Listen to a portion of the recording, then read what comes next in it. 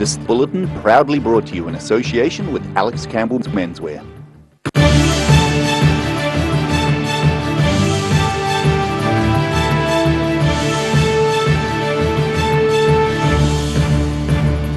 Tonight on the South Today, the DCC admits one water test at Karatane and Waikawaiti shows lead levels 40 times the permissible levels. A long-running Dunedin cafe has translated its menu into reo Māori. And residents of the Dunedin suburb of Caversham are being warned of a cat burglar, but it's not what you think.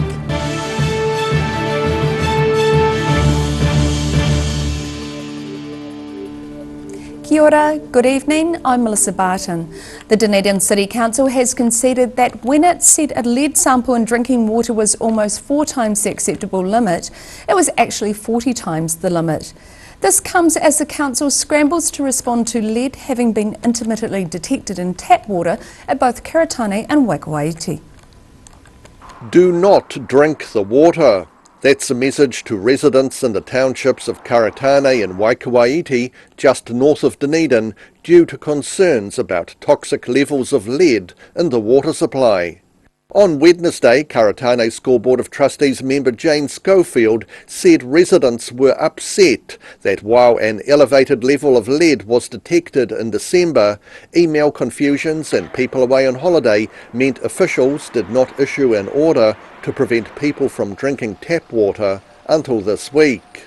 In general, the community is nervous, we're worried, and we're actually really all very shocked that the 8th of December was the first test that showed these levels in our water, and it is now 8 weeks later that we're finding out. So people are very, very worried. We're worried about our health.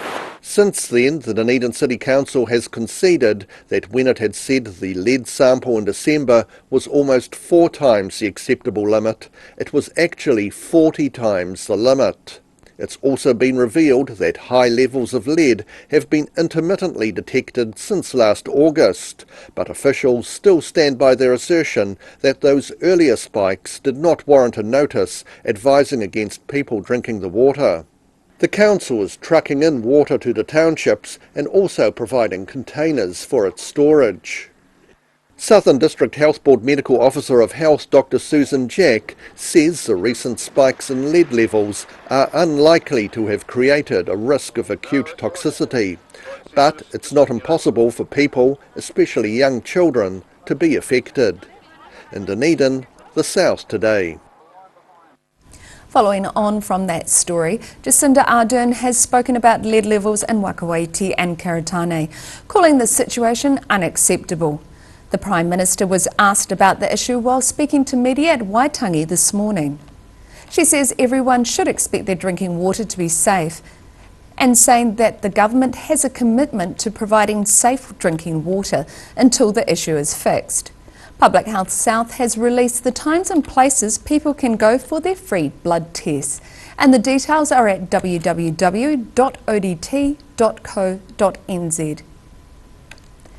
A long-running Dunedin cafe has recently put a copy of its menu into reo Māori ahead of Waitangi Day. Modex has been a staple in the North Dunedin cafe landscape since the 1990s, and its proprietor says this is something new for them. Honouring the Māori language by translating his cafe's menu into te reo Māori. Modex proprietor Jack Bradbury says it seems about time. Yeah, it just seemed to me like something that should be done. Yeah, we get quite a lot of people asking, oh, why'd you do that? That's quite cool, which is fine. It's a non-question though, because it should be normal, it should be standard. He's been working on the idea for about a year, and says he finally found Komene Cassidy, who is from Ngāpuhi and Ngāi Takoto descent, to undertake the work. It actually just so happened to coincide with that. I mean, it's sort of been about a year and a half in the making. It took a long time to find Komene, who was the translator, to actually find him.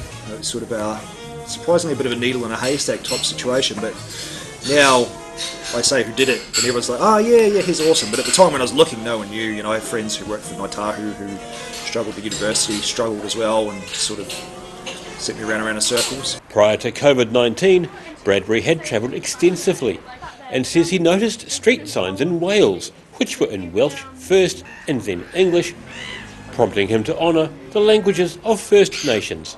He says the standard menu will change in both languages as menu items change. And it's just the beginning, as he plans to have more lists translated. You know, we'll start doing the other stuff as well. So our drinks lists will be in both languages.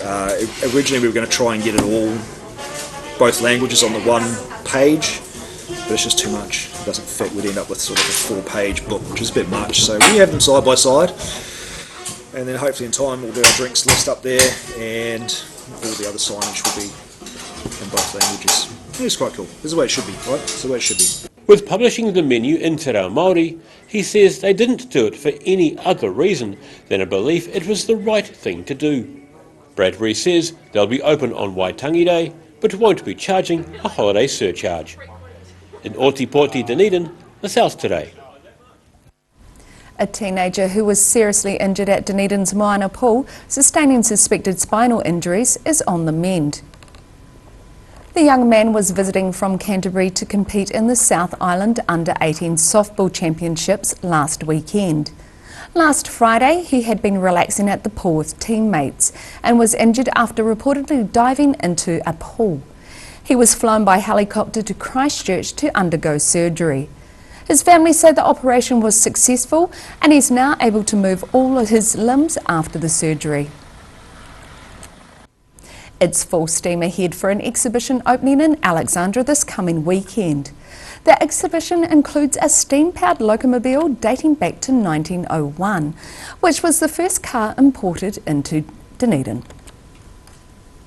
Central Stories Museum and Art Gallery in Alexandra gained a grand old lady last weekend, arriving not quite under her own steam, but transported from Dunedin by Central Stories manager Brian Budd. This is a very special car, 1901 locomobile, which was the first car to arrive in Dunedin. It's a steam-driven car, but the unique thing about it is it does have a petrol tank, and the petrol tank, or the petrol, fires the boiler that heats the water that makes the steam.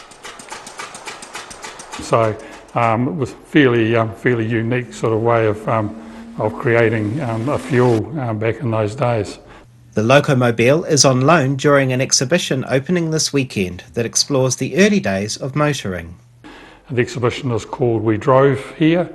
It's an exhibition that was curated by the Hocken Library and paid for by the Otago Motoring Trust. The exhibition outlines the early history of motoring, more importantly the social side of motoring in the early days. There were no formed roads as we understand them today, so a lot of them were the old bullock tracks that they just started driving cars on, and that created huge problems getting from the coast into the hinterland. So yeah, journeys in those days were pretty long and rugged, and I suspect probably done over several days. In Alexandra for The South Today. Still to come on The South Today. The overheated housing market makes obtaining rentals or purchasing homes difficult for professionals and essential workers in central Otago. And there's a cat burglar on the loose in Caversham who's becoming a hit on social media. So find out more after the break.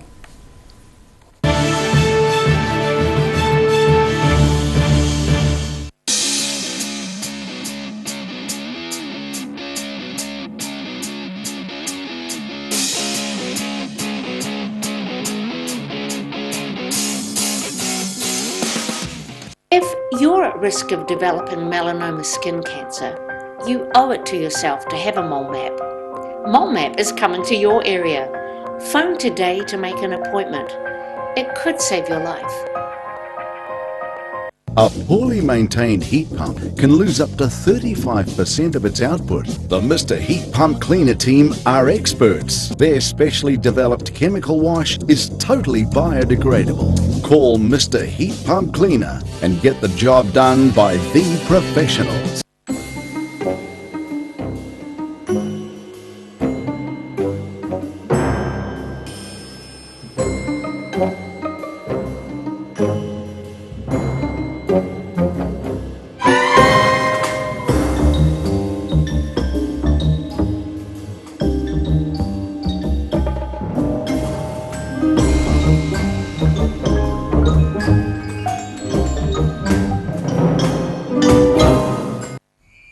Ah, TV, our favourite babysitter. But it can be tough keeping up with what our tamariki are watching.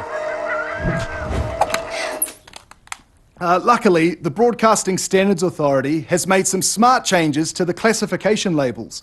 Ooh! Plus changes to the time of day certain rated shows will air, and awesome new parental lock features, meaning your babysitter's job is safe. Find out more at safeviewing.co.nz.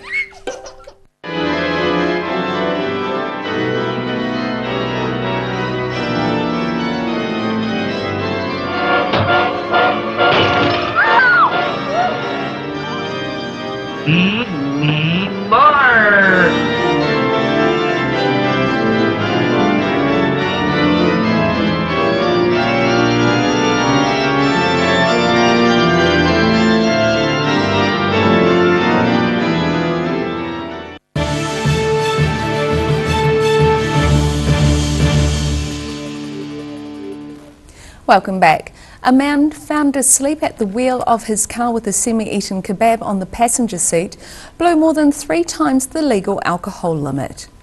Senior Sergeant Craig Dennison says police were called by a security guard at an Octagon bar after an intoxicated man left the premises and got into his car. Police found the 37-year-old in his car, which was still running, in Mornington at 2:30 a.m.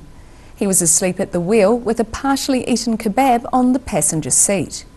He recorded an excess breath alcohol level of more than 3 times the legal limit.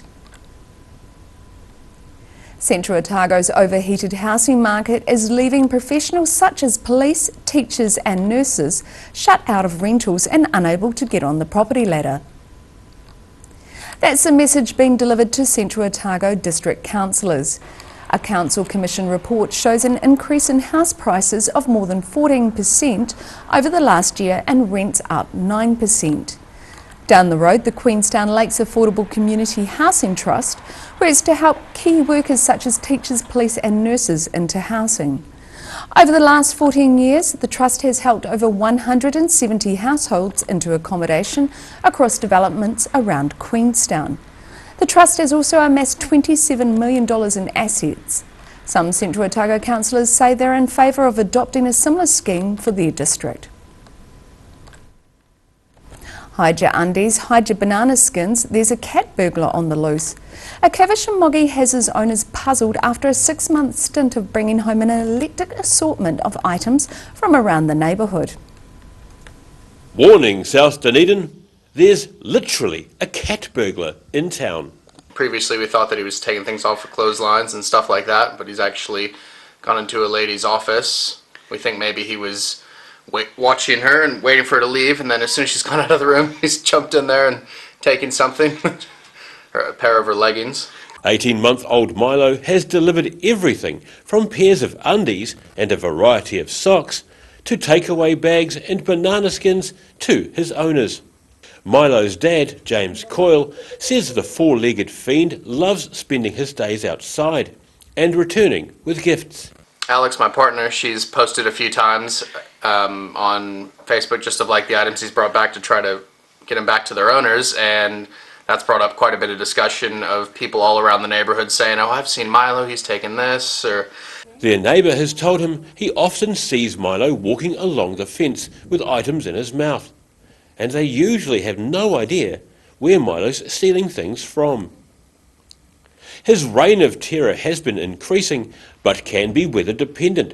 As Coyle says, Milo's pilfering is more prolific on warmer days. I guess as you kind of expect, doesn't tend to bring his stuff when it's rainy, tends to stay out. He will still go out in the rain maybe a few times, but he'll open the window, he'll get mad at us for not opening the window for him, and then he'll go out, and then he'll kind of come back wet and look at us like, why did you let me out? So it's as if we did something. And but yeah, no, sunny days are when the majority of his findings come back. The tenacious tabby has been terrorising nearby neighbours and is well known to the Caversham community. He's even busted over baby gates to borrow baby blankets. There was actually a baby gate on her back door, and what he had done is jumped over the baby gate, gone into the sort of puppies area, taken the blanket, and then jumped back out again and brought it back to us. Parents James Coyle and Alex McNair say he's been on the prowl for the past 6 months. McNair posts on social media sites in an attempt to reunite people with their possessions. In Dunedin, the South Today. After the break on the South Today, the cancellation of the 10 Tenors New Zealand tour leaves some customers not only disappointed but out of pocket as a ticketing company goes into liquidation. And we see what the weather has in store for you this Waitangi weekend, so see you after the break.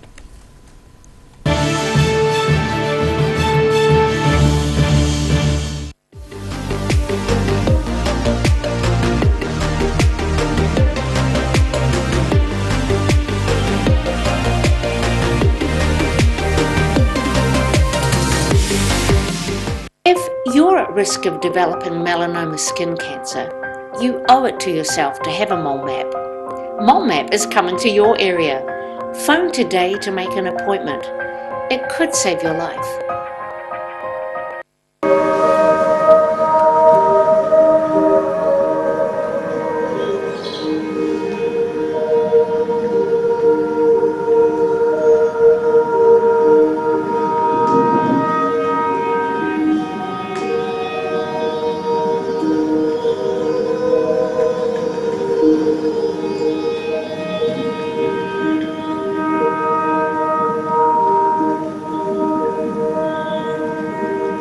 Welcome to Campbell Menswear. Our 3 stores have no shortage of stock. Check these out. We've got the Dunedin print t-shirts. Check out our zillions of short sleeve shirts. These are crackers. They iron themselves in the wash. Iron cheater they're called. And there's some really cool polo shirts. Look at all the bright colours. And of course there's no shortage of shorts. This is always one of our brightest corners. Our long sleeve fashion shirts. Jeans, casual trousers, dress trousers, you name it, we have you covered. Alex Campbell Menswear, it fits. So if you're shopping for your family or yourself, come and see Alex Campbell Menswear stores. We're full of stock. A poorly maintained heat pump can lose up to 35% of its output. The Mr. Heat Pump Cleaner team are experts. Their specially developed chemical wash is totally biodegradable. Call Mr. Heat Pump Cleaner and get the job done by the professionals.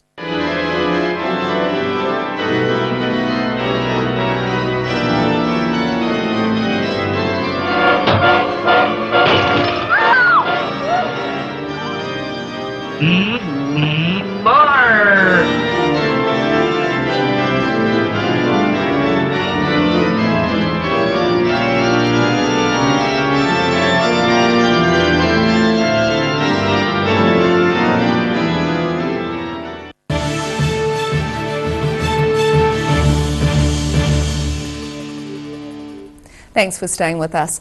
There's likely to be more disappointed and out-of-pocket Ticket Rocket customers following the cancellation of the 10 Tenors New Zealand tour. The Australian Music Ensemble was due to perform at Dunedin's Regent Theatre in April, but cancelled the tour in December. The majority of ticket holders bought their tickets from the failed ticketing company last year, and it seems they will not be getting their money back. Ticket Rocket went into liquidation late last year, with reported debts of more than $8 million. Others who purchased their tickets through the Regent Theatre's new patron-based ticketing system will receive their full refund. And now recapping tonight's top stories on the South Today. The DCC admits one water test at Karatane and Waikoiti shows lead levels 40 times the permissible levels. A long-running Dunedin cafe has translated its menu into te reo Māori, coincidentally just ahead of Waitangi Day. And residents of the Dunedin suburb of Caversham are being warned of a cat burglar, but it's not what you think.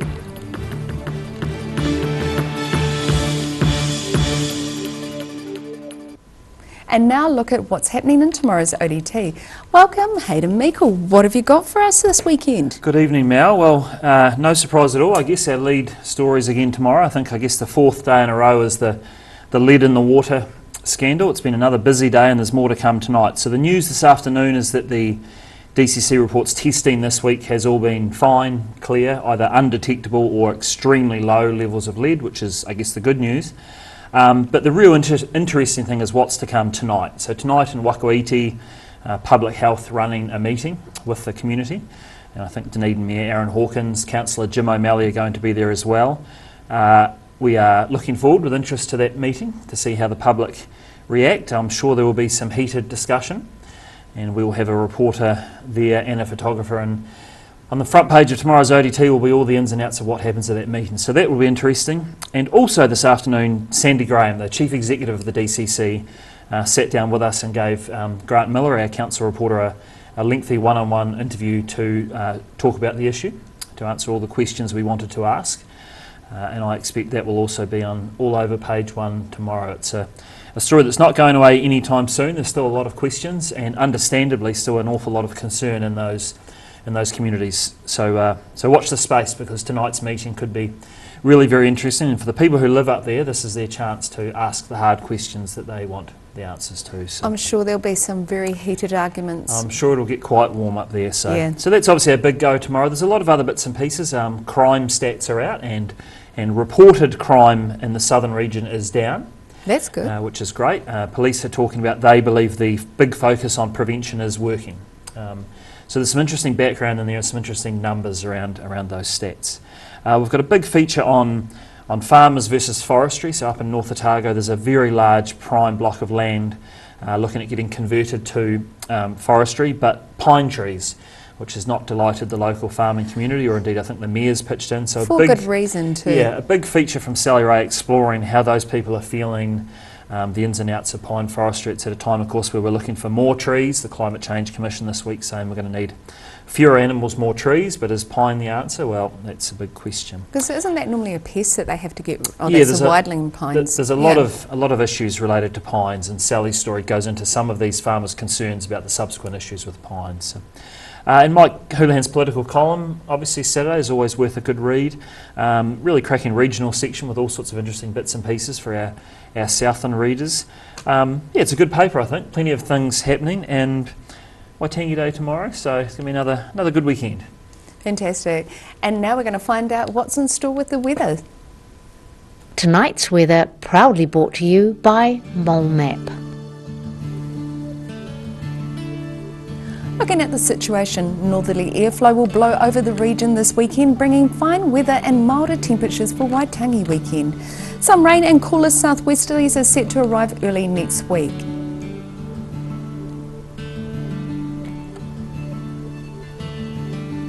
Starting off at the northwest, fine weather with partial cloud for the area, with 21 degrees in Greymouth, and expect a bit more cloud and 18 degrees in Westport.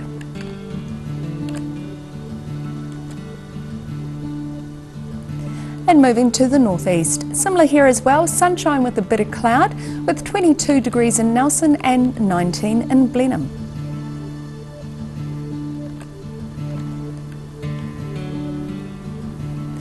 Further down the east coast, mostly sunny with a few clouds and a bit windy at times here, with 18 degrees in Kaikoura, 19 in Christchurch, and Ashburton with the high of 23 degrees.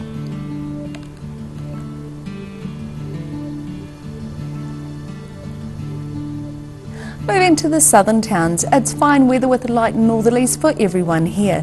Balclutha and Lumsden are looking at a lovely 24 degrees, Gore 23, while the Catlins can expect a high of 20 degrees.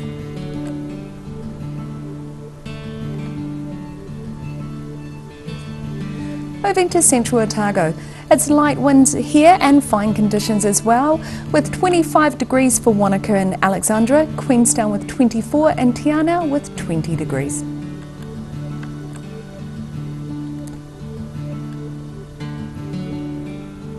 Moving to the northern towns, light easterlies for Timaru with 20 degrees and 19 for Oamaru with moderate northeasterlies. Inland light winds and fine conditions prevail for Twaiswa and Amarama with a lovely 25 degree high.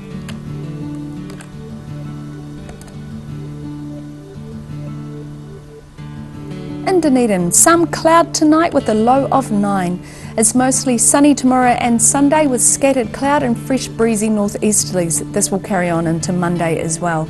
Temperatures become milder. Saturday sees a high of 19 and a low of 11, while Sunday is slightly higher with a high of 20 and a low of 12.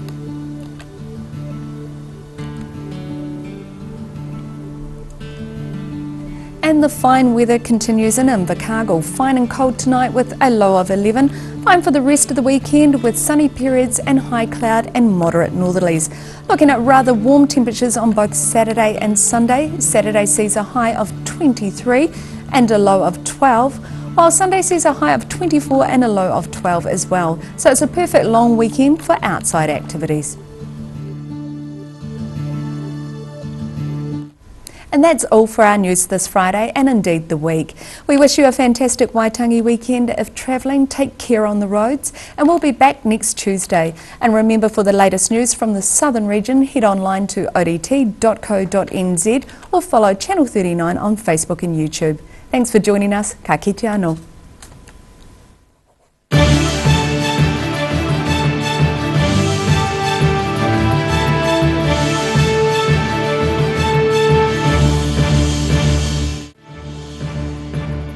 This bulletin proudly brought to you in association with Alex Campbell's Menswear. Supporting local content so you can see more of New Zealand on air.